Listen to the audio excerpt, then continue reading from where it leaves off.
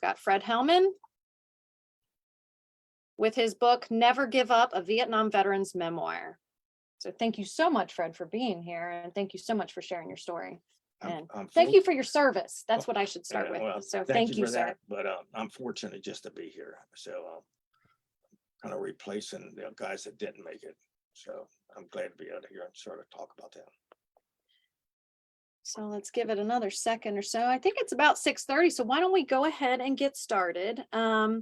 It's my pleasure to welcome you to Northern Kentucky History Hour. I'm your host for tonight, Mary Jane Calderon, joining you from my lovely office at the Behringer-Crawford Museum with our presenter, Fred Hellmann. Also joining me through the power of Zoom is BCM Visitor Services Associate Heather Cook from her dorm room at the College of, I know I don't say this correctly. It's Worcester, right? It's Worcester. Worcester in Worcester, Ohio. Okay, let's see here. Oh, I'm sorry. We're gonna go. Northern Kentucky History Hour is a project of Behringer-Crawford Museum, Northern Kentucky's History Museum, that would not be possible without support of our supporters. So thank you to all of our sponsors, including the City of Covington, Kenton County Fiscal Court, ArtsWave, Kentucky Arts Council, Northern Kentucky Sports Hall of Fame, the Carol Ann and Ralph B. Hale Jr. Foundation, and our members.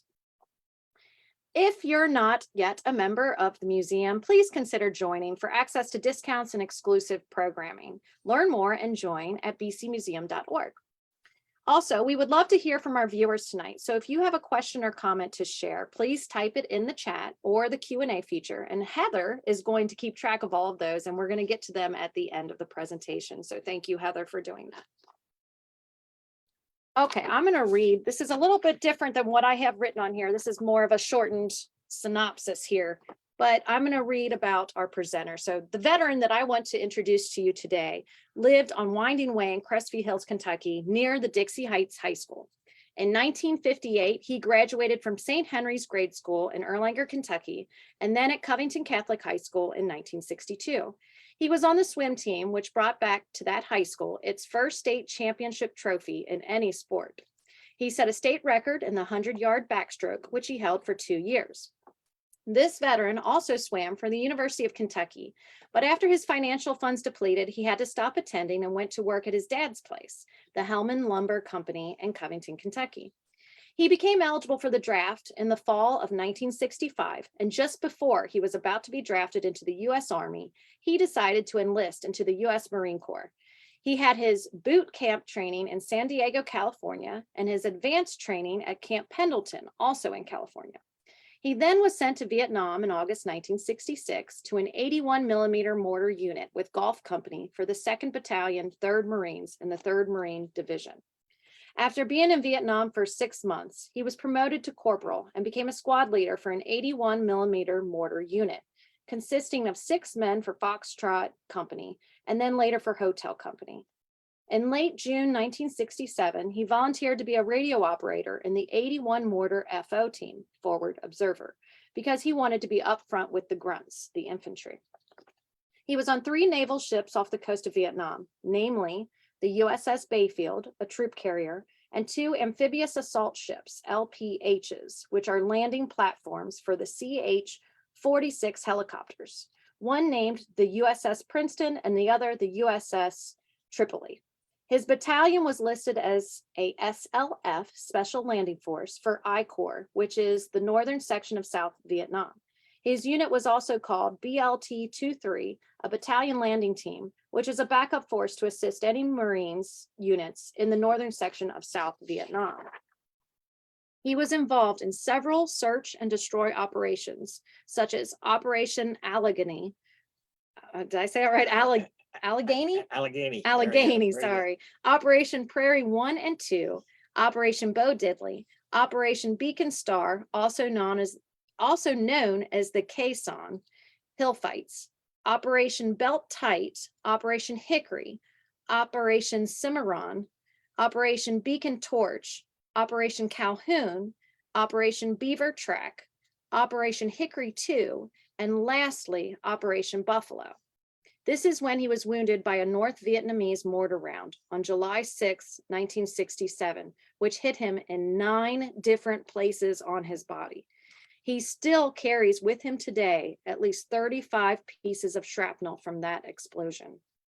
At the end of his military obligation, he has accumulated 8 medals, those being the U.S. National Defense Service Medal, the Vietnamese Campaign Medal, the Vietnamese Service Medal with 2 stars, the Combat Action Medal, the Presidential Unit Citation Medal, the Purple Heart Medal, the Good Conduct Medal, the Navy Meritorious Unit Commendation Medal, and the Sharpshooter Badge. He was honorably discharged at the rank of Staff Sergeant in 1969. He is now retired and at the age of 79 spends much of his time with his wife Linda from 49 years of marriage. They have 2 sons, a daughter, and 6 beautiful grandchildren. Now, I would like to introduce you today a surviving Northern Kentucky Vietnam combat veteran from our United States of America Armed Forces, Mr. Fred Hellmann. Thank you, sir. Very good. You said that very well. Thank you. Thank you. Say the whole reason why I'm here and why I found out about this type of setup about being visually seen on Facebook. And the big key thing is because of this thing right here. And that is my book that I just got published just about 2 months ago. It's a 520-page book consisting of my time when I was a little boy all the way up to the time where I was wounded and almost got killed. And then how I got honorary discharge. But the big key thing why I'm holding here, what caused this to even come into existence is because one time in 1998, as I was driving home from Northern Kentucky over to Harrison, Ohio, I happened to be noticed that the cornfield that was out in the flats right there, right, just as around the Lawrenceburg area, and the golf course up on top of the hill there. Anyway, the little corn sprouts were just starting to come up, and all of a sudden, and it was the whole valley was still flooded from the previous couple days of rainfall. But anyway, the whole thing created an image that looked like a rice paddy. And when I saw that, it just took me right back to Vietnam.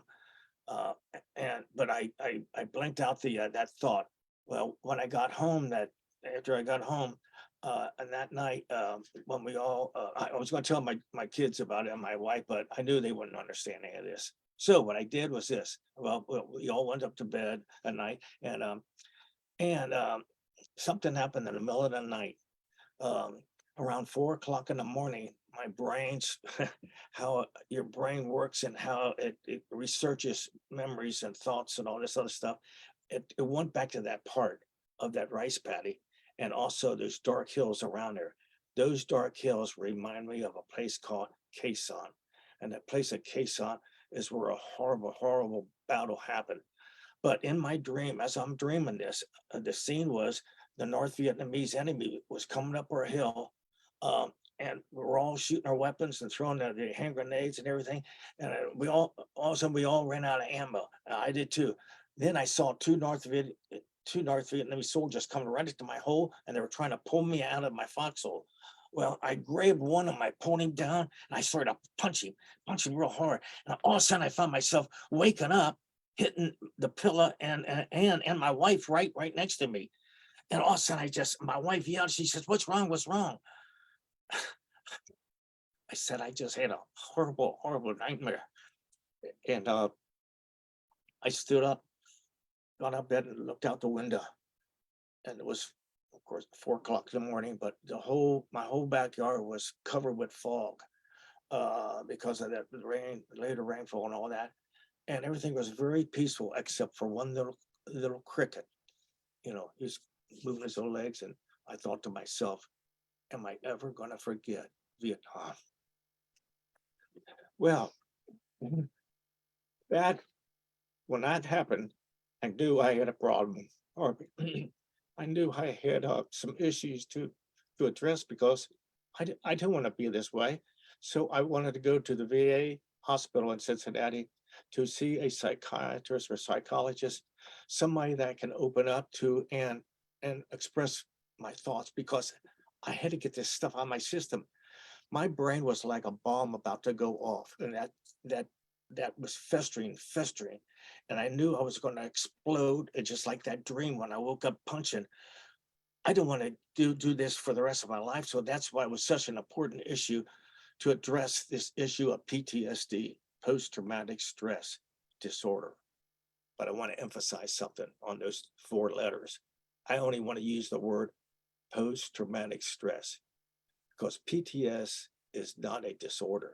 Any of us, any of you can be a victim of a horrible accident or a murder, or being in a automobile accident or something like that. Seeing somebody burn up in a car or something, or a young girl being raped, and that image that stays in you. See, well, that's again PTS, post-traumatic stress, and those thoughts will never get out of your brain. It's always there. So you got to figure out a way to address that. And by addressing it, I had to admit that and I don't want to say this or feel this way, but I felt that I was showing a sign of weakness, a man that has to go and admit that he needs help on some emotional issue that just sticks with him. I felt very embarrassed about that, but I found out that there's nothing wrong with that. PTSD is a understandable reaction to a horrific event that could happen to anybody. Well, when I was in Vietnam, I, um, as you heard, I was on several operations, and these operations, these weren't just some little things that we walk around, we walk around in the country through these little villages and just talk. These are operations where you go and you're going to be fighting, shooting at North Vietnamese or Viet Cong over there, and you're going to see death, and you're going to see a lot of wounded, and you're going to see on both sides. So um, my my unit, which is a infantry unit. Infantry means ground personnel with weapons, going in and searching, trying to clear out and make it peaceful and all that kind of stuff. But when I was in Vietnam, um, well, anyway, that I just wanted to say that right off the bat, because that dream is the initiation of me starting to do some typing on my computer. And it started out by my mother saved every letter that I wrote home, every letter. So one day I just started to go through them and the alphabet, and the numerical order, and the Chronological. chronological order. Sorry about that, but and just to see what I wrote and hear what I wrote and all that, and it got to the point where it was really getting pretty involved. I thought I'm gonna start typing this on my computer and put it in an organized format. And also, in addition to that, all the photographs I took over there. When I was going to Vietnam, my dad wanted me to take a lot of pictures. He didn't know anything about that place, and neither did I. So I thought to myself, and by the way, when I was young, I was a very adventurous, daring individual little boy. I did some pretty horrific, dangerous things, but I'll go into that in just a moment here. But uh, that's the kind of what do you call it, personality that I had. And I was really anxious. I was kind of excited in a way to go to a country and see what all this stuff's all about. I heard about it in the past, and I was the only one in out of all my relatives and that, except for one individual. We'll show him shortly. It was my Uncle Bob. In the Second World War, he was a navigator on a B-17 bomber that flew over Germany. But anyway, he was the only one and all of our relatives that ever went into a combat situation. Well, so I had the thought, I want to capture this and record it. Keep write about it and take photographs, because I thought to myself, maybe 10, 15 years, 20 years from now, I might want to look back and see what I really did over there. I didn't know if it was going to be really bad or not. I just thought it was going to be maybe a couple gunshots here and there. But as I go on and as this book goes on, you'll see how those little firefights started to become major battles huge battles where a lot of other units were involved besides just my battalion, which is the 2nd Battalion, 3rd Marines. But okay, that's sort of, I just wanted to say that right off the bat. But now I want to explain why I picked the title. Why did I pick this title? Never Give Up. It's because throughout my life, from my little childhood days, and one incident, what happened to me when I was in the 1st grade, I got up one morning to go to school, and just as soon as I stood up, my legs collapsed. I fell around on the floor, and well, anyway, I was stricken with a disease called Perthes. Do you want me to show the pictures? Yeah, yeah. Okay, yeah. Well, here I am. I'm sitting. Well, you want to go start with the weenies? Well, yeah, I started off just with a go box this. of Wheaties. Wheaties was a breakfast of champions. My mother was always, I bought a lot. I mean, she got a lot of these Wheaties. I mean, not Wheaties, but cereal boxes because of toys that were in them. But she always liked that one because it said on the bottom of it, breakfast of champions. She says, I wanted my boy to be a champion. Well, it turned out that I was on a championship swim team. But anyway, this picture right here is about a month or two after and I wasn't able to walk. And actually, it was right at the time when my my brother, first of all, I was 6 years old at this time, but my 9-year-old brother was stricken with cancer, and he died 4 days after Christmas. And this is about basically this picture here is right around that time frame when we just lost we lost my brother. I mean, we lost a brother, or I lost a brother, but my parents lost a son. And that was a horrible, horrible experience. That was the only time I ever saw my dad cry, except except when I got back from Vietnam and at the hospital when he came down to get me. We hugged and he had tears. Anyway, he had tears in his eyes then. So, but anyway, if the doctors told my dad that only way he's going to be able to walk and get better is he's got to, obviously, he's got to start moving these legs. And one thing he said, and after, by the way, after 5 months, my legs, by the way, if you never knew about what the disease Perthes is, but what it is, it's the undeveloped part of the femur bone, that socket at the end of it, and the ball socket at the hip, what it goes into. What Perthes is this: the lack of blood going to that part of the the body, and both parts, and it wasn't developed enough so when the socket went in, it would hold it. That wasn't, anyway. That's what caused my legs to collapse. So the doctor said, you don't have him swim. Start, but or if he's in a bathtub, just have him just start kicking and moving his legs. He has to stimulate that blood to go up in that part of the body to develop it. Anyway, about 1 year after this picture was taken. Oh, by the way, I gotta, let's just see that picture, the next one. That's my Uncle Bob Herman, and my grandfather, and he just got back from Germany. It was around 1945 or 1946 when this picture was taken. And I remember seeing him in that uniform. And it was an image that I was so proud of him, so honored to have somebody, an uncle like him. I didn't know anything about what he did at that time because I was just a little boy. I didn't even know anything about war or anything. But anyway, he was the one that really got me to think about someday going into the military. I wanted to wear a uniform. And I loved the Marine Corps uniform, the dress blues.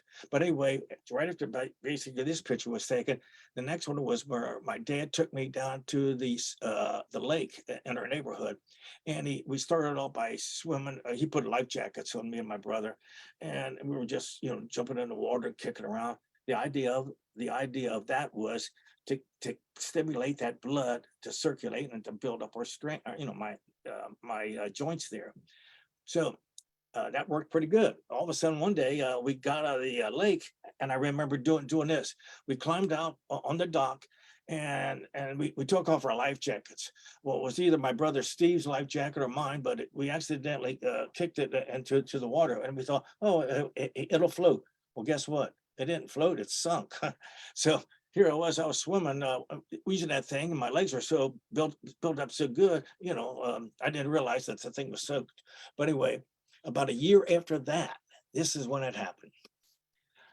A group of us kids were on the dock, and we said, let's race over to the other side of the lake. And and so we all took off, of course, and I wanted to go too, which I did.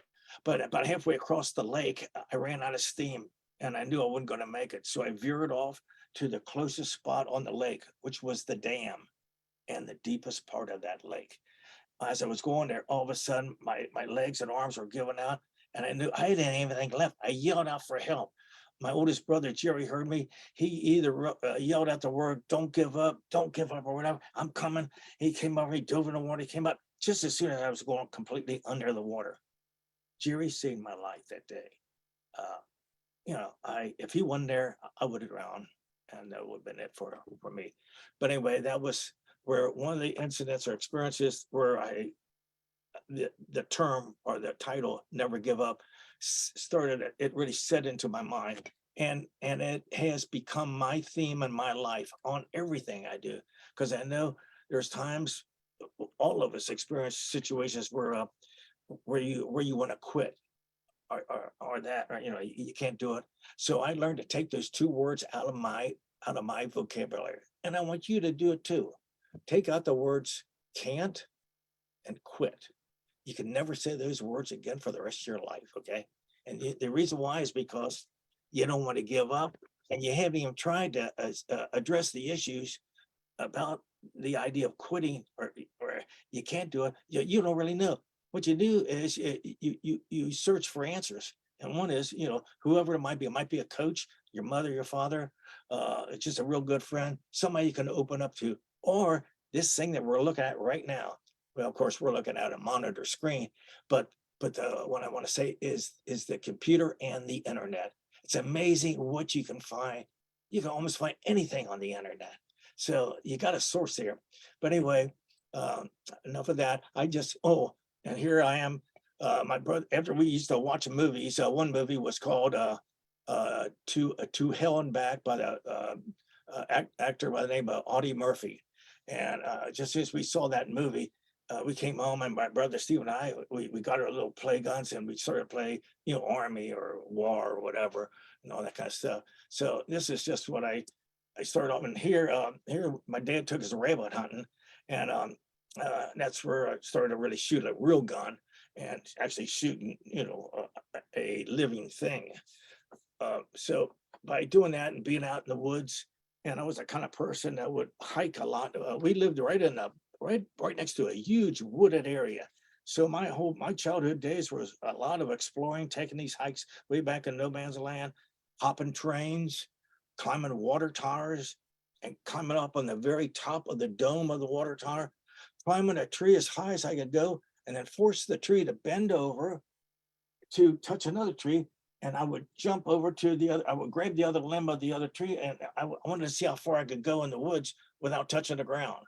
Anyway, and then another daring thing I did, we were right next to um, this farm, or actually it was called the Lookout Stud Farm. It was Jimmy Brinks owned it, and it was right next to our subdivision, Cristview Hills. And I used to go over there, and they had cattle, and they had racehorses, thoroughbreds. That one day when I was crossing the pasture, all these black Angus were there, and I just had little sticks. So I thought, I'm gonna go and chase them. And that's what I went up to them, ran up, and they all took off. Well, great. Well, that was great for that second until they stopped. They turned around, and guess what? They came right back towards me. I couldn't believe it, because I knew I wasn't going to be able to make it to the fence either one, because I was right in the middle of the pasture. And here, I can't believe these things are coming running back, like in a stampede. And all I could see is like steam blowing out of their noses. Their eyes are like red, like with anger and hate. Big fat bodies coming at me. And right before they got to me, about 10 feet, right before right before I got trampled or stampede, they split. I thought, my God, I could have died. I could have been dead. Another incident happened. So anyway, all this kind of stuff in my youth kind of building me up to a fact that I wasn't afraid to go in the military. I wanted to see how tough. I wanted to see how tough the Marine Corps was and all that kind of stuff. But right before then, here you see me with my first date I ever had, which was my junior prom. I'm here with a beautiful little girl, Annie Beckman. That was her name back then. She's married now, of course. But that was my first date. Then my second date was the senior prom, and I that's think where. we have that photo too, but I think it goes, I think they're in Oh, yeah, chronological. right. Yeah, right. This is, of course, this is a picture of our, the seniors on our high school swim team that brought back to Covington Catholic, its first state championship trophy, first one. Um, and that's the five of the seniors, with, our coach, Father McDermott. Uh, I'm on the left, and then Roger Rodin's the next swimmer, and then the next swimmer next to him is Dave Perez, and then Father John McDermott. Then next to him is my brother Steve, and then the last one over on the right with the big chest, that was Jim Reescamp. Um, anyway, here's our whole team. Uh, it's the same day, of course, and all that. So, here's my senior prom picture. I dated Jill Grayson. That was my second date I ever had. And but anyway, during that time period, right before I went in the military, the other sports I had which was right here. This is playing ice hockey, of course, and guys like here with Jay Rice on the bottom on my right is Jay Rice, and then I'm there with this letter C on my sweater, whatever I had. Then my brother Steve, then Billy Jarbre. Then on the top left was Bob Blank, and then Chip Wessendorf. And then the one in the middle is my oldest brother, George. And then one of my cousins, Frankie Robbie, right there. And then the last one, the tallest one is Teddy Wessendorf. And so anyway, we played a lot of ice hockey. And here's another group of us down on, it was Hoppajansis Lake. And I'm not going to name all these all these kids here, because all of them are in this book. So so anyway, this is my great one of my pictures down at University of Kentucky, your ID card and that. So, and you see it's 1964, 65 when it was there. I was there when John Kennedy was assassinated. I'll never forget that, going from one class to another one and seeing all these group of students all huddled around it. Somebody had a little transistor radio, and I only saw it from a distance. But then as I got closer and closer, someone said Kennedy was just shot or assassinated or something. So anyway, then one of my last thing, or after I left University of Kentucky, I became the swim coach down at Ludlow Bromley. The first team I ever coached. And man, what a great, I mean, they were really good. They were really, they really listened to me. And one thing is because maybe they knew that I was from a championship swim team and I had set a state record. So when I talked to them about swimming or building themselves up, just like I did when I had that Perthes of the bone, and about making your legs move more.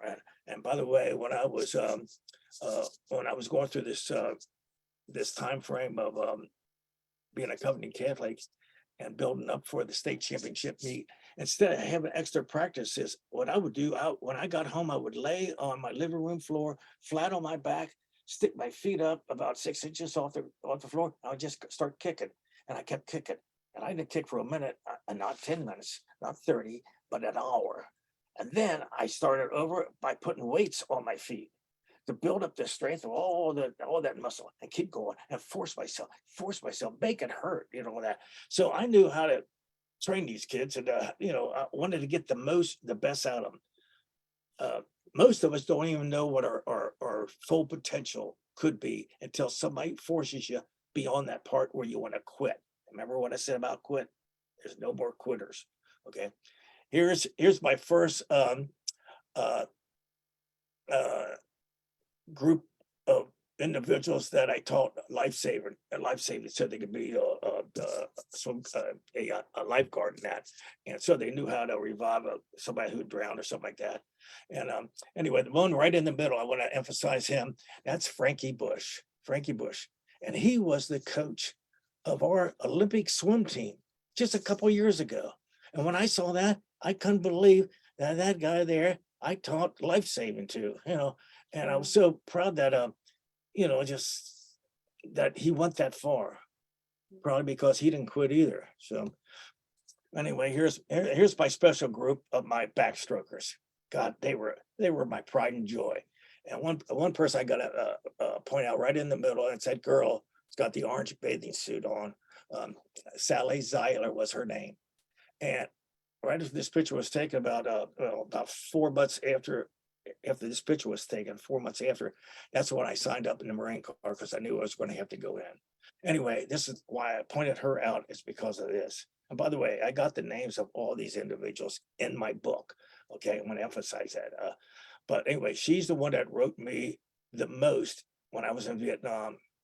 My mother was the top one. My mother wrote about 41 letters to me, and she wrote about 30 to me. I just couldn't. It was so, I can't tell you the importance of a letter. Back in those days, we didn't we didn't carry any of these things around. We didn't have cell phones. In Vietnam, we didn't even have telephones. The only thing you had, the only source of communication was the letter. And that's why when I went over to Vietnam, my one thought was this: I want to write down as many addresses as I could or can or did, because I wanted to write everybody so I could get return letters. Oh, and this picture right here. Denny Gunther is on the left, Pat Rowan is right in the middle. And guess what? Well, not guess what? I just saw this individual about 4 days ago.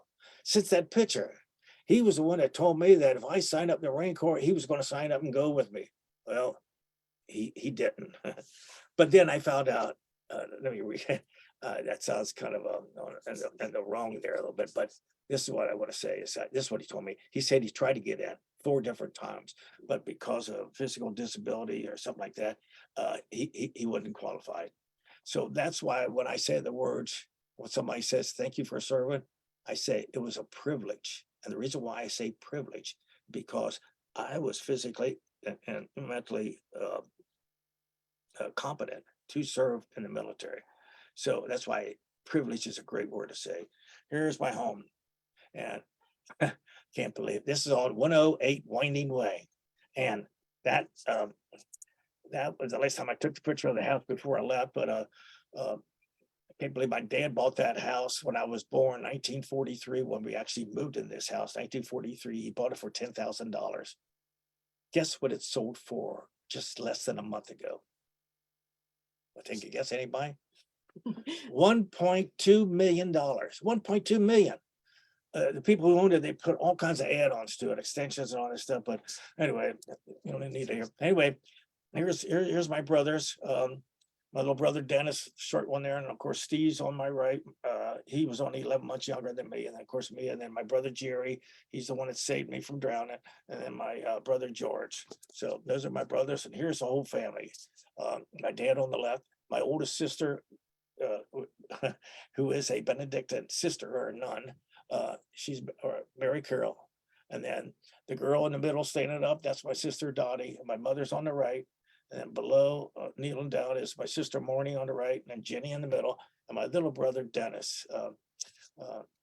Dennis, anyways, just a picture of my 4 sisters.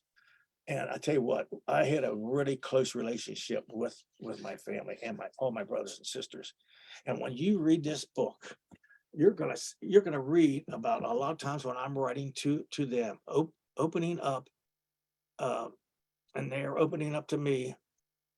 And the whole big key, I guess, the reason for it, what stimulated us all this was because while they were watching television, seeing the war of Vietnam going on, they probably started thinking he may not make it back. I really want to write him, telling him that I love him and I miss him. They all sent me all kinds of candies and fudge and Rice Krispie squares, beef jerky, sardines, all that stuff to eat, because I was always telling them, I said, I'm always hungry. I said, that food they give you, these sea rations they give you, some of them are horrible. So I just had everybody just, I said, please send me something to eat. And here's the beginning, boot camp in San Diego. When you first get off the bus, right off the plane, here you go, you're walking up, and all of a sudden you see these 2 guys called drill instructors. Well, this is what they call Quonset huts. This is what I lived in as I was in boot camp in San Diego. And we're out there cleaning our rifles or polishing our shoes or something, or writing letters. And So that's what it looked like. Now it doesn't look like that anymore. They don't use these what they call Quonset huts or billets. Two different names they call it. But and here I am. That's my boot camp picture. I was very happy, as you can tell. Now, this is the reason why I had that face like that. It's because of these two guys, that my drill instructors. And these guys here, I'm so glad I had the toughest, roughest drill instructors I could get. And the reason why, because I wanted to be able to go to Vietnam knowing that I could take on anything. And these guys, the discipline they taught me and the physical pressure they put on me to build my body up and to react on certain incidents. Like, for example, this when someone says duck or jump to the ground, you don't turn around and say what, you instantly do it. And that's what these guys, the drill instructors train you to react on an instant command, and you don't question it, you just do it. So this is my when I was in no, actually I was in no, I was in advanced training, man. This after boot camp, this one they were I'm in the back there, and they were issuing out clothes to us, when we first got there, trying to get the right sizes, all that stuff. So here I am. I forgot what was either whatever. I can't remember what he's asking me or whatever. He might have been asking me what size shoes do I take or something and all that. But and here's my boot camp class platoon 151. And three of these individuals in that picture have been killed in Vietnam. I'm right over here on the right, second row up. My name's right there, Hellmann. And the other ones, I'm not going to go into all the names because the element of time here. I know, So- I'm sorry to go so quickly through your slides. Tell me to slow down if you want back. Yeah. I just want to make sure we're at 7:07, so I want to make sure that we get, Yeah, okay. I know you've got a lot of Yeah, great stuff no, to share. See, that's the thing about this. That's why I keep picking this thing up here and saying, if you really want to know what I did or what I went through or what any veteran goes through, I won't say any veteran because I don't think they did some of the things that I did when I was a little boy, and they probably didn't do or was experienced in some of the things that happened to me in Vietnam. But the thing of it is, what it is this: it's this isn't fiction at all. This is the real McCoy, as they say, and where I open up to my family, and they open up to me, and I start telling them what's going on there. And one time I wasn't writing for a while, and I was called into my commander in Vietnam. It was I think it was a full bird colonel. He came in. I went in. I was called in to go see him. And when I went to see him, he said, "Why in the hell aren't you writing?" And I said, "What are you talking about?" He said, "I got a letter from the Red Cross that my mother had wrote to the Red Cross saying Fred's not writing anymore. What happened to him?" So he chewed me out. He said, "You write everything." And I said, "All right, I'll start writing everything, and I'll start writing horrible things too, to tell them and show them, so they can understand why sometimes I can't write. I'm in a battle. Horrible things are happening, but yet I know they wanted to hear from me. I guess I could have just wrote one little saying or one little note saying, 'I love you, miss you, and I can't wait till I get home.' I guess I could have wrote something like that, but I wanted that because of that full bird colonel telling me write down what's going on. I said, all right, I'll write it down. They they might not like to be reading what they're reading, but they're going to find out why I can't write. So throughout my whole that picture there is like what the picture I saw when I was up at Quezon on May 3rd, 1967. It's when Echo Company got assault. They got attacked by the NVA up in a jungle area, and all of a sudden, when I saw this explosions of the tracers hitting the ground, explosions from grenades, satchel charges, you hear all these weapons. You hear the M16, and the AK-47, the M60 machine gun, the M79 grenade launchers, of course, the hand grenades, and then the pop-up flares, and the trip flares were all going off, and all this, and then all this unbelievable shooting. Well, after the smoke cleared, I got over on this hill 2 days later, and as I'm walking up the hill, going through the elephant grass and everything. I'm walking by these dead NVA bodies. They were swelled up like pigs, covered with flies and swarming with maggots. And then, when I got to the stop of the spot right where this attack happened that night, it's the awful smelling, the stench of a rotten, decaying body that you smell, and I took off, just like you probably see in movies, they break a cigarette and you put it up your nose just to have you smell something other than rotten flesh, or something, But and after a while, you almost get kind of, I'll say, I won't say you get used to it. Well, I guess I was getting used to it. It's just I just shut my brain off and said, don't concentrate on that. That's the reaction of a dead body decaying. Um, this is the M60 machine gun, and this is actually a picture that was at ITR, Advanced Training Regiment. Um, this was a picture that when I came home from boot camp, it's of course my mother in the pink, and then my oldest sister Mary Carol, and then Marnie and Ginny. My sister Dottie isn't in this particular picture, but this is the one where my sister, right in the middle, because they all knew I was going to Vietnam. So she came up to me while I was there and she said, Fred, uh, I, I want to give you something. She get,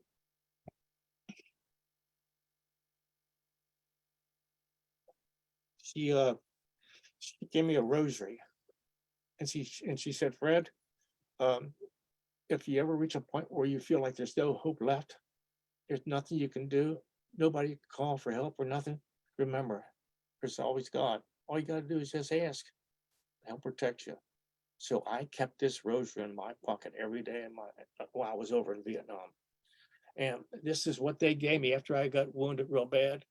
And after I recovered from the operation, they searched on my body for things that were left in my body.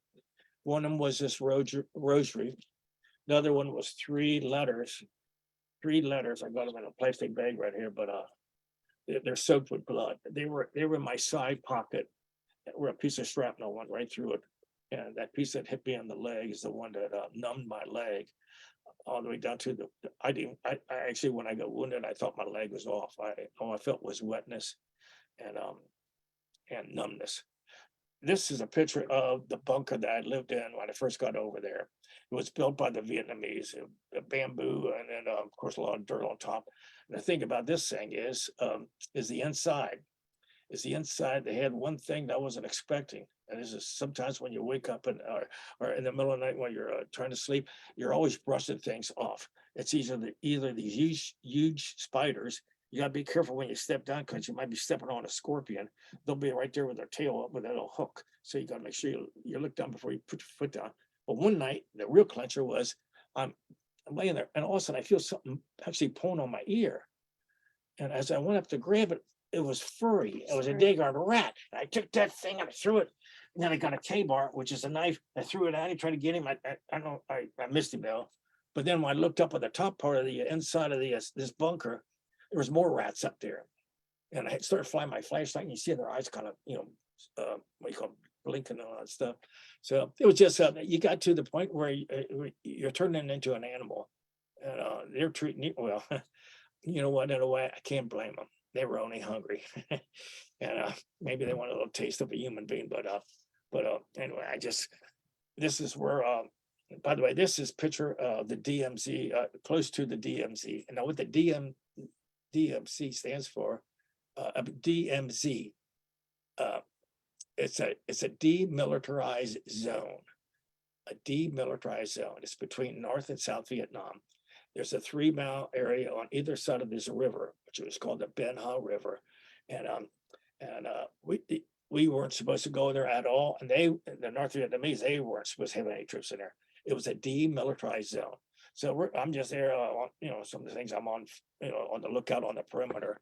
This is when I had the M14, but and then this picture here. One day when I was on mess duty, I had to go into the main area base to get some supplies. And when I got off the truck, this woman, Martha Ray, a entertainer, actor, or actress, she was putting on a show there. And when she got out of the show, and I just, once you got out, and I thought, man, I'd like to go up and just talk to her for a second. She is the only American woman, girl, or whatever that I saw over there. All the other females were Vietnamese. But anyway, I'm just very fortunate to be able to stand with her. And by the way, she was actually a colonel in the Army. That's not just a makeup a uniform to show U.S. Army, but she was a colonel, and she was like she was very well respected, and she could give orders and commands like crazy. But I had a but well, enough of that. But well, here I am standing with one of the South Vietnamese soldiers. I just wanted to show everybody, how tall I was and how small they were. And here I am reading a letter on the top of my bunker. And like I said, the main source, I can't tell you how great it was when someone would come up the hill with a bag of mail and they would yell out, "Hellmann, you got mail." Oh man, you talk about the thrill of hearing that. And then opening up the letter, you're so anxious to open up and see well, you see who wrote, but just the idea of, I was curious about what they wrote, especially some of my girlfriends. But this is the inside of my bunker. I just got finished frying some bacon and eggs. My bed was made out of these ammo boxes, you can see. And of course, in back of me, there's the bamboo, and that's how they made the supports in that thing. And this is the place where the rat chewed on my ear here, and these big spiders. Here I caught out one. I put my foot in my boot one morning when I was getting up, and this toad was inside of it. But normally, like a spider or a scorpion or a rat, I'd kill. But I didn't want to kill this thing because he's the one that actually ate the spiders and some of the scorpions. So I just left him alone. So I put him down. Maybe I pat him on the back and said, "Good job." But just don't get in my boot anymore. This is inside one of the CH-46 helicopters. We're holding the M14s here, and we're on our way up to the DMZ. And this is actually just what it looked like when I saw when I was wounded, getting on the CH-46 chopper and laying down right next to the guy in the middle. He's a crew chief gunner. He's got one of these 50 caliber. I don't know, he's got a 50 caliber or a 60 60 millimeter, not 60, but an M60 machine gun. Anyway, I remember that was what that looked like. Of course, laying flat on my back. This is where here's the CH-46s. I flew in these things a lot. And this is where we're getting off right up by the DMZ, just like I was telling you about that. We were right on the border of that demilitarized zone. But you can see the crater, that's a big artillery crater right there next to it, a couple more around there. But we went up there because we had reports from a recon team that the NVA were starting to build up. They're starting to move towards going south towards us. So we were going to go up to make contact. This is an operation where they call it search and destroy. You search, in other words, you look, you try to find and destroy. Another word for destroy is you kill them. You kill them because they're intending and they're definitely going to try to kill you. So that's me right in so We're at 7:18, so. oh yeah. Yeah. Okay. So I just wanted to kind of go through some of these. Yeah, now we can There's just, one- this is the inside of the, this is when I was in the thick of the jungle. It's so thick that it was almost dark. Right in the, you could see like a little circle right in the middle of that picture. Well, that's like the tunnel going through all this heavy vegetation. Everything else was thick with, limbs and of course, leaves and all that stuff. So it was just a very, and here's where it's so thick that you got to make sure you stay in front of you see the guy in front of you. Here, we're crossing a creek right here. And just as you can see on the other side, you don't see him anymore. He's gone. So you got to make sure that you're alert, and all that stuff. Just like the drill instructor said and all this. Here I am holding one of these pythons over there. Let's see, I thought it was a Burmese python, but it was called I wrote it, I can't think of the name, but in the book. well, no, in the book I put the word Burmese, and then I found out someone told me it's not that, but they were over there. But here you can see around my neck I've got a rosary with a little cross on it, and because I believed in God, I had faith, and I'm glad I did, because that's the only thing I had left when I was over there that I could count on. Well, you count on your fellow Marines here with you, but But anyway, this snake is just something they found. The guy was trying to wash his Jeep down in that river right there. And when he opened up the door, this snake came swimming in. And this is me, again, out on the other outer lines of the perimeter, right next to, on the right of me is that M48 tank. And then just looking out in the, up there by the DMZ, and here's that one of the CH-46 choppers coming in or landing. This, this here, this is a letter when I remember when the commander yelled at me for not writing letters. Well, this is the letter I wrote home after I was on this very, very bad operation up at Quezon, in late April and early May. And it's a 30-page letter I wrote when I got back from this operation. And I wrote in detail exactly what I saw or what happened. And when everybody read that, then they know. This is a no, this isn't just a little easy, what do you call it? Go up and you talk and you resolve an issue like that. No, this was real war. And my God, this is where I lost 4 of my best buddies in a horrible battle where their M16s didn't work. They were jamming up. Just as soon as you would fire one round, the bolt tried to, pull the cartridge out, but the cartridge stuck in the chamber. So in another round couldn't get back up in there.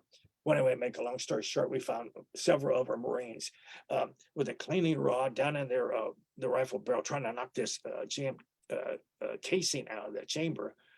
And they all had like a bullet in their head. The Googs came, North Vietnamese came down and shot them on the head.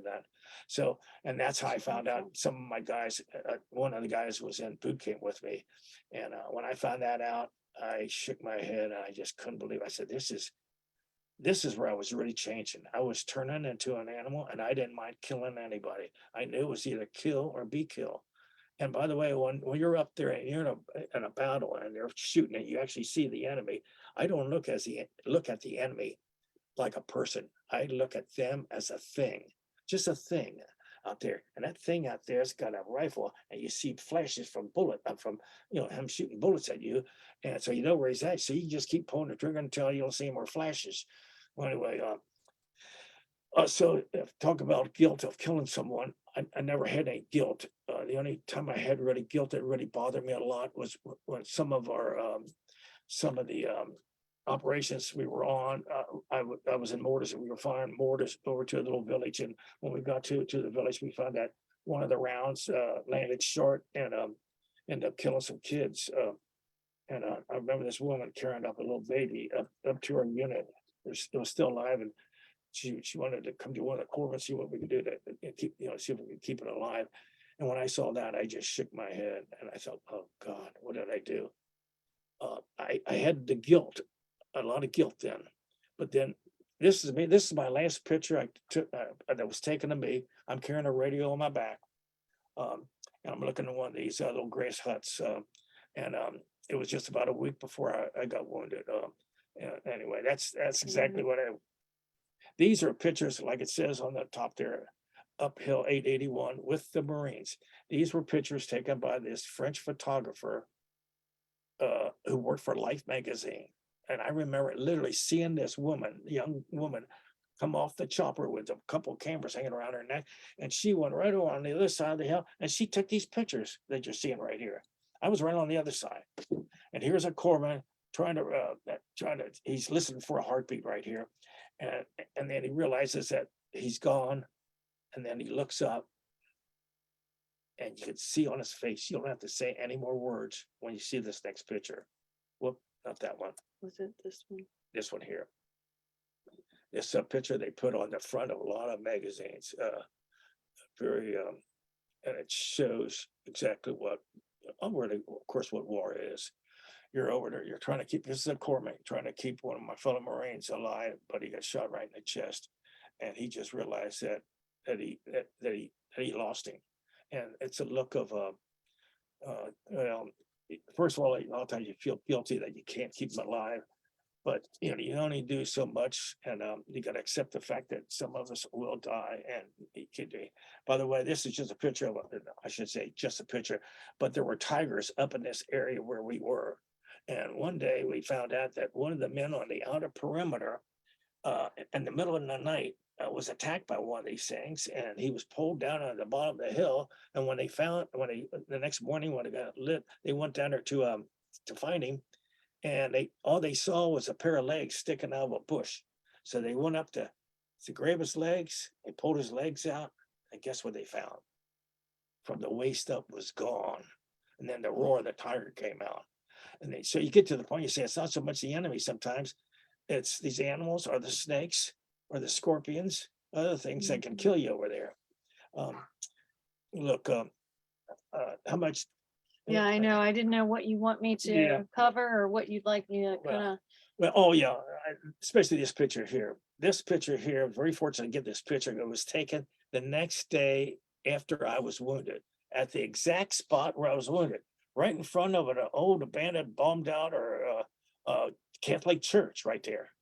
And I was following one of these tanks going right out across this little open area, and we didn't know if the North Vietnamese forward observer was up at the top there. All right, but he knew just as soon as we got out in this open area, he started calling mortars in on us. And that's where, when that mortar round, the first one exploded, I saw a Marine hit, fall down the ground. And then I tried to get in a crater, looked around for something to jump into or crawl into. And the next round went up right next to me, blew me right up. Next thing I knew, I'm looking face down on the ground. I didn't know if I was knocked unconscious first or not, but when I opened up my eyes, I saw the ground before me changing from green, from the weeds, and brown from the mud, to bright red, and that was blood coming out of my mouth and my face. And as it was coming out, they kept dropping more. And here it is. That's a piece of shrapnel that just missed me. That just missed me. I'm going to show you a close picture of it right here. See that piece right there? I don't know if you see how big that thing is, but that piece just missed hitting my head. It's very sharp. And when these things land, they're red hot. They're almost like lava. When you see lava floating down off the mountain or something like that, they're red hot. And so if the points don't cut you, the hot burn will burn or end up singeing your body. But anyway, that's a piece that almost got me. But I really thought on that day when that round hit, and I kept trying to move my arms up on my to block my or to cover my neck, because I had a radio on my back, of course, a helmet, a flat jacket, so that protected my lungs and my heart. But I was worried about my neck getting the carotid artery maybe getting hit. So I tried to pull my arms up, but my left arm wouldn't lift. The shrapnel hit me on that side. It cut the ligaments right at the elbow, and I couldn't lift my arm up. I'm just going through. I just wanted to get, because we've got some Yeah. pictures of Oh him. yeah. Here's the negative of the that was on the USS Tripoli that a corpsman took the pieces that were in my shoulder there. Of course, you don't see all the other small pieces, but they were all over my left side and down on both of my legs. This is a corpsman, and he lives right here in northern Kentucky. His name is Lonnie Cook. He's got a twin brother named Ron and Lonnie Cook, and he actually has a Is this him too? Right here? no, Oh, no. that's the doctor. And the next picture, this was when they first brought me in. There I am laying on all blood all over the place, and they're trying. Well, anyway, here's where I got hit in the face. Just missed my eye. Could have went right into it, hit my brain, all that stuff. But of course, this is after the. You had to put those ones in there. The real. No. Yeah, I could have no. put some.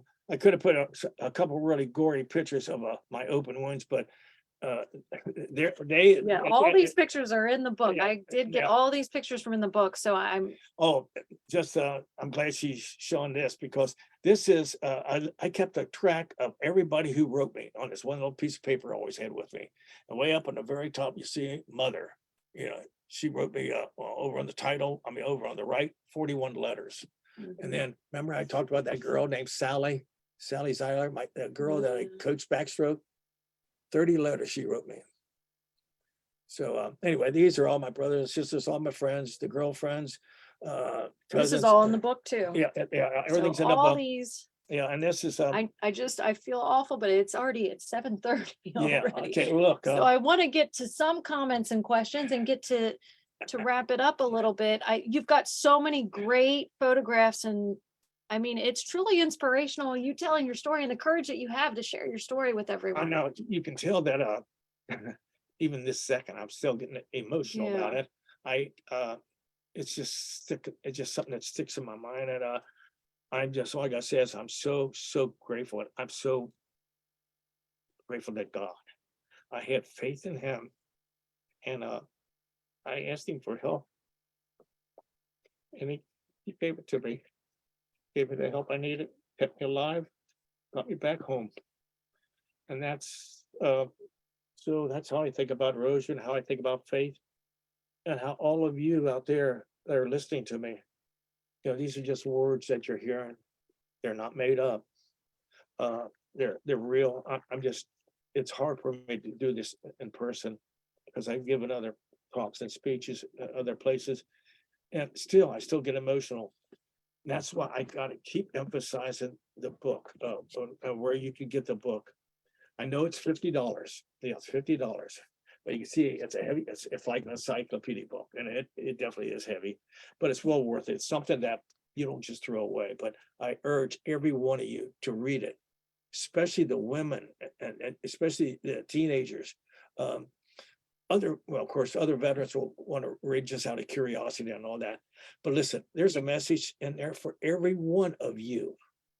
So I'm going to let it go at that because we want to address some of these Yes. questions and that. So here Let's we go go. ahead and we'll turn it over to Heather. Heather, I'm sure I can see we have quite a few messages there in the chat. So let's try to hit some of those. So I know we're over time, but I mean, this has been very interesting and very, I mean, Yeah, sure. And that's why that's my big issue I always have when I try to give a talk or a presentation. There's just too much to say. And that's why a book really, really is the one resource to get all the information. So gotta get that book. all right, Heather, what we got? Can't hear you, Heather. Or, oh, I don't have my, no, I I have. guess we'll start There you with are. the trivia first. I'm not sure if we really had any correct answers or not for either question. And I apologize that I didn't read the question. So I had in reference to a military map, what do the letters TAOR stand for? Did we get a correct answer on that one? We had two answers that said tactical area of responsibility instead of territory area of responsibility, and those were the only guesses. Hey, that last one is correct. It's territory area of responsibility. TAOR. Did you say No, that? she said that No. we didn't Oh, get oh, that. People oh. put I think there were just two tactical. guesses of tactical. One said tactical. Yeah, two people guessed that. That's very close, but it's Well, what it- about our second question we had in the military? What does the term rules of engagement mean? We had two guesses by the same person that were the standard that must be met before you can engage the enemy. And they also guessed circumstances under which U.S. forces will initiate or continue combat engagement. that is excellent. That is Congratulations. whoever Who was that? that person. It's an anonymous name, so Oh. Okay, I'll chat them. man. Okay, well, yeah, try to get their information so they I'm can get a I'm prize. I am impressed, and a lot of people, that last one, rules of engagement, that could be used in almost any kind of a situation, like maybe a football game, or how hard do you hit a guy in a helmet without being thrown out of the game? That's a rule. I mean, that's a rule of engagement. And then we had two questions relating to who you're related to. Somebody asked if you were related to Paula. I would assume they would have the same last name, but they didn't give a last name. What was that first name again? Paula. Paula. I don't recognize Paula. No. I'll tell you one thing, there's a lot of Hellmanns out there, and my name is spelled with 2 L's and 2 N's. 2 L's and 2 N's, and we all originated up in around Fort Mitchell and Erlanger. That's where and of course, then we spread out. Now they're all over the place. Matter of fact, I even got one of them is actually in my refrigerator. It's a jar of mayonnaise, Hellmann's mayonnaise. Wait a minute. I'm sorry, I didn't need to say that, but No, that was a good one. but but anyway, that person, I'd be curious. She might be one of my cousin's children or something, because I don't know the names of their children. So And you said Okay. we had another question? Yeah, someone else asked if you were related to Marnie Bresser, but that's your sister's, and she said she was very proud of you in the chat.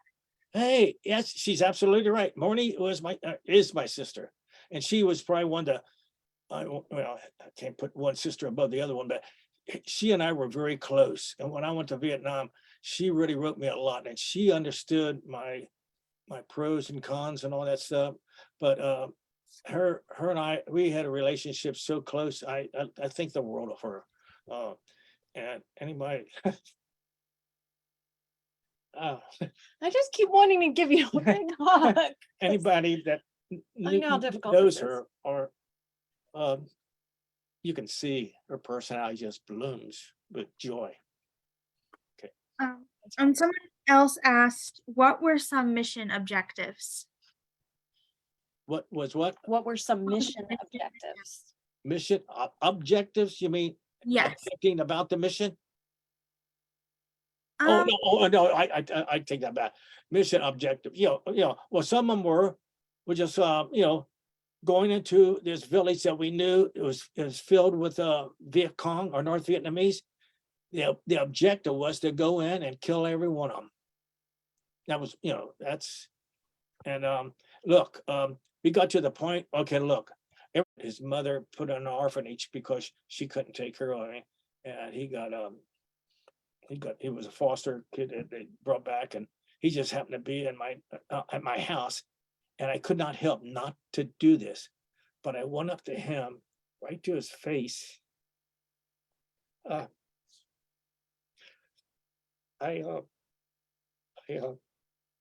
I hugged him, and I had it, and I said the words, "I'm sorry what I did to some of your people over there. I didn't mean, it's just part of war. And I want you to know that I really care. I'm so happy to see you and to be able to tell you in words right in front of you how I feel. And that's how I feel. I don't blame any of the Vietnamese people anymore. I don't hate them because all the bad guys are gone now. They're all gone. And I say that right in my book on the very last little dream I had. And when you read that book, you will read, you can tell how I feel. Well, you can already tell how I feel just by listening to me, but you can really tell how I feel when you read this book.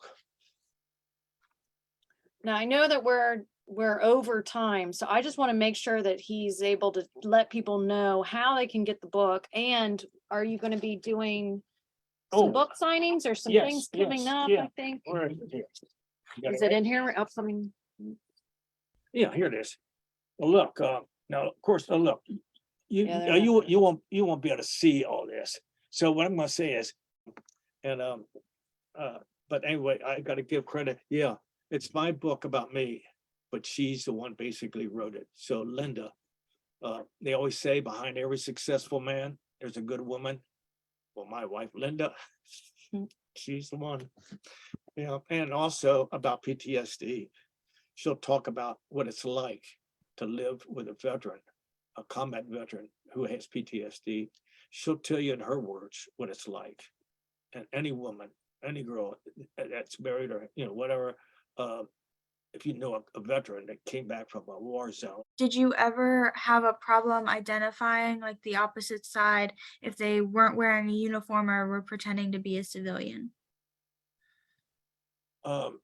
Well, yeah, some of them, the Viet Cong did not wear uniforms. They were just the regular peasants or the farmers out there. At nighttime, they would change their title, not their title, but they could go into set up an ambush for one of our patrols. And there was times when we would go through a village and everybody in there was real nice. And when you're walking out the back end of the village, going away from them, you hear a couple of gunshots that came from the village you just came from, and a Marine drops dead right behind you. So you turn around, you feel like, the enemy, one of the Viet Cong were in there. Viet Cong stands for Viet Cong. I mean, excuse me, VC stands for Viet Cong. I'm sorry, I had that backwards here. But again, on these major battles up there, almost all the ones that I was involved in up by what they call the DMZ and this place called Quezon, anywhere in that northern part of South Vietnam, those were all uniform. they were the North Vietnamese, what we call hardcore, and they were good. I mean, I'm not gonna put them down. They were good. They could shoot just like we can, and they were brave, and a lot of them stayed there until the very end. Some of them were little, well,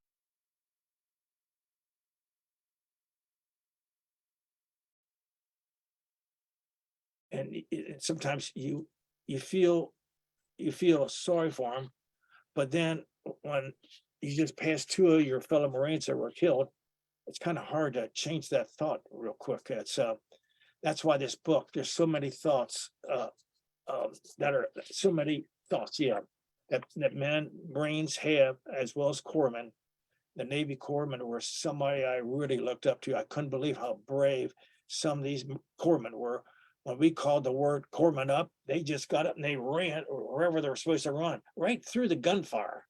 Extremely brave. But okay, I don't know if I answered that question, but I know one thing: this book will answer it. Mhm. Anything else, Heather? Nope. All right, thank you, Heather. I'm gonna go ahead and just wrap this Yeah, up okay. then. So I want to let everyone know that the museum remains temporarily closed to visitors. We're continuing to take down our holiday exhibits and preparing for upcoming ones, which includes the Kentucky Craft History. Oh, wait, sorry.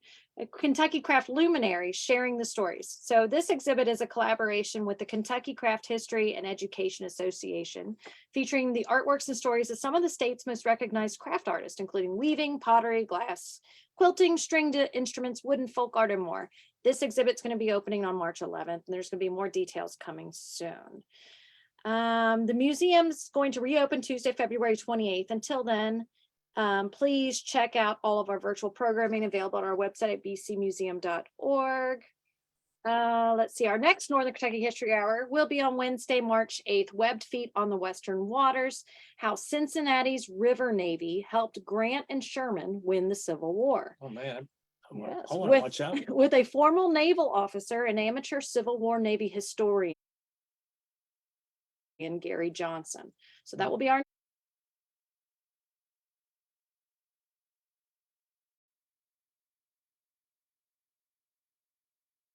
If you can see this or not, I had it on a slide. Let me see if I But can get it. There we right go. there. That's what I want you to remember about this. Only a few will ever know what dwells in the mind of a combat soldier. Only a few. When you look at a veteran, somebody with a veteran add-on or something like that, you don't know what he went through. Some of them went through hell, some of them didn't, but I just want to emphasize that. Always respect the veterans, okay? At least show a little gratitude. Doesn't take much. All it takes is just a thank you for serving for us. Thank you for stepping forward for us. Mhm. Okay. Well, thank you. Thank you Okay. so much. And thank you, Heather. That's all for tonight. Thanks everyone for joining us. Good night. Good night. All right. Yep.